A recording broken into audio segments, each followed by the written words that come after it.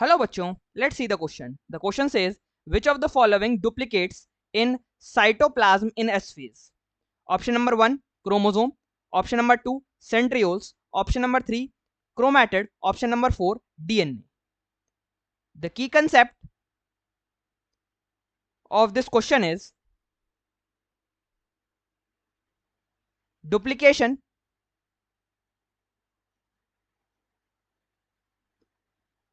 in cytoplasm in S phase. Cell cycle majorly दो phases में divided है, that is interphase and M phase. Interphase subsequently तीन phases में divided है. The first is the G1 phase, then second comes the S phase, and third is the G2 phase.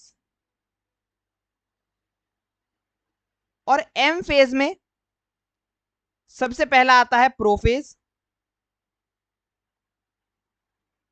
then comes metaphase, third is telophase, third is anaphase,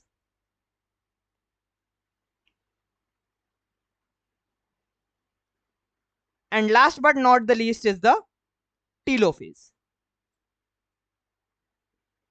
अब question में हमसे पूछा गया कि इनमें से कौन सा डुप्लीकेट कर रहा है. पहली बात तो साइटोप्लाज्म में और एस फेज में. सो फर्स्ट ऑप्शन है chromosome, second centriole, third chromatid और फोर्थ डीएनए. फर्स्ट थिंग जो कि हमें पता होनी चाहिए कि एस फेज में जो डुप्लीकेशन होता है डीएनए का, डीएनए डुप्लीकेशन वो एस फेज में होता है, लेकिन जगह होती है न्यूक्लियस, इन न्यूक्लियस. अब डीएनए से ही क्रोमैटिड भी बनते हैं और क्रोमोसोम भी बनते हैं. जैसे कि G1 फेज में, इन G1 phase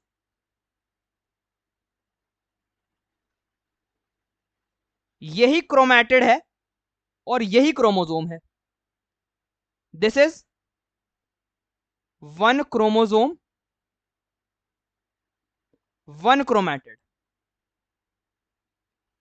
but S phase के बाद जब ये एस फेज से गुजरेगा, सो G2 फेज में हमें क्या दिखेगा? हमें G2 फेज में दो क्रोमैटिड दिखने वाले हैं.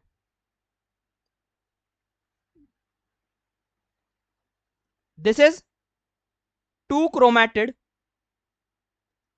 लेकिन क्रोमोसोम एक ही है. सो यहां पे क्या हुआ? ये क्या प्रोसेस हुई? This is DNA duplication.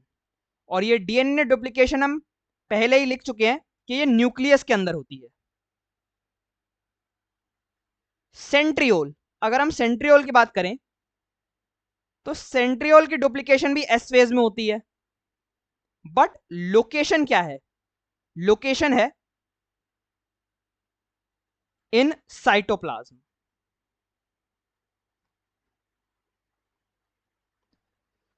So first option chromosome incorrect हो जाएगा, थर्ड ऑप्शन क्रोमैटिड भी इनकरेक्ट हो जाएगा, और फोर्थ ऑप्शन डीएनए भी इनकरेक्ट हो जाएगा, क्योंकि ये जो डुप्लीकेशन है डीएनए की in terms of doubling of chromatids of chromosome, this occurs in S phase but in the nucleus.